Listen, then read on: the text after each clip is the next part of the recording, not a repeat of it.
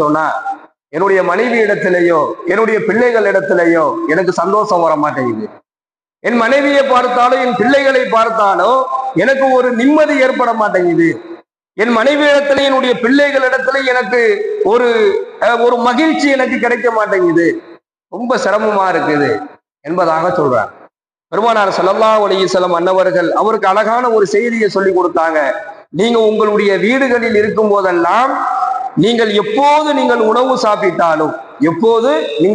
சாப்பிட்டாலும் உங்க மனைவியோடு உங்கள் பிள்ளைகளோடு சேர்ந்து ஒன்றாக அமர்ந்து உணவு சாப்பிடுங்கள், அல்லாஹ் உங்களுக்கு பரக்கத் செய்வான் என்கின்ற ஒரு அழகிய வழிமுறையை நாயகம் ஸல்லல்லாஹு அலைஹி வஸல்லம் சொல்லி கொடுத்தாங்க.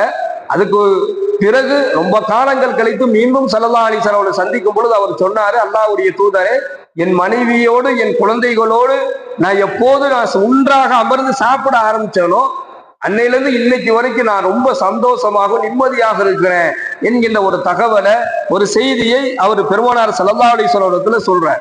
கண்ணியமிக்க சகோதரர்களே, என்னதான் வருமானங்கள் நிறைவாக இருந்தாலும், என்னதான் நம்ம இடத்துல காசு பணம் பொருளாதாரங்கள் அதிகமாக இருந்தாலும், நம்முடைய குடும்பத்தார்களிடத்துல நமக்கு ஒரு குளிர்ச்சி ஏற்படணும்.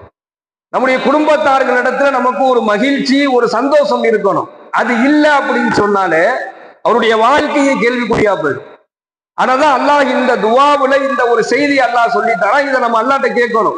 எப்படி நாம நம்முடைய வாழ்வாதாரம் பொருளாதாரத்திற்காக வேண்டிய எல்லாம் நாம கேட்கிறோமோ அதே போன்று இதை நம்ம அல்லாஹ்ட்ட கேட்கணும். யா அல்லாஹ், என் பிள்ளைகள் இடத்திலிருந்து எனக்கு கண்களுக்கு குளிர்ச்சியை ஏற்படுத்தி கொடு, என்னுடைய மனைவி இடத்திலிருந்து எனக்கு கண்ணுக்கு குளிர்ச்சியை ஏற்படுத்தி கொடு, என்னுடைய சந்ததிகள் என்னுடைய உறவுகள் இதுக்குள்ள எல்லாமே வந்துருவாங்க. மீன் அசுவாஜினா துர்ரியாத்தினா இதுக்குள்ள எல்லாமே வந்துருவாங்க. அப்போ இவர்களிடத்திலிருந்து எப்போது நமக்கு மகிழ்ச்சி நிம்மதி சந்தோஷம் கண்களுக்கு குளிர்ச்சி ஏற்படுகிறதோ அப்போதான் அந்த குடும்ப வாழ்க்கைகள் என்ன செய்யப்படும், ரொம்ப நிறைவானதாக கண்ணியமானதாக இருக்கும் என்பதை இந்த துவாவின் வாயிலாக நாம் தெரிந்து கொள்ள முடியுது.